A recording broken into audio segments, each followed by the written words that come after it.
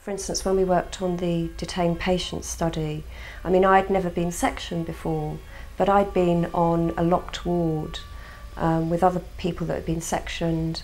I'd seen the restrictive practices that we were asking people about.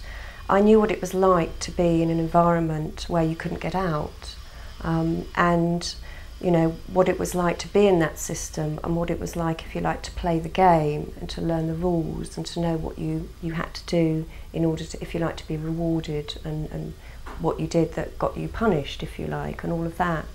And it was bringing that very, very real experience into a research arena, but that actually informed what we were doing, even to the point of actually, well, how are we going to ask these questions? Not only what questions are we going to ask, but how are we going to ask them? You know, what's the best way of asking somebody a question? There's lots of different ways, and it might be a good question, but the way you ask it might actually be very unhelpful.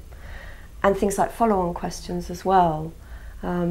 We had a set of questions that we asked every interviewer, but we had some license to then follow up with questions of our own, and those were very much based on sort of experiential things. So if there'd been something that I'd experienced that the interviewer was talking about, then it was quite easy for me to follow that line of questioning through. I mean, not necessarily to say, oh, that happened to me, but just to say, well, how did that feel like in the context of? Because I'd had that experience and I was able to feed that in the context of the interview.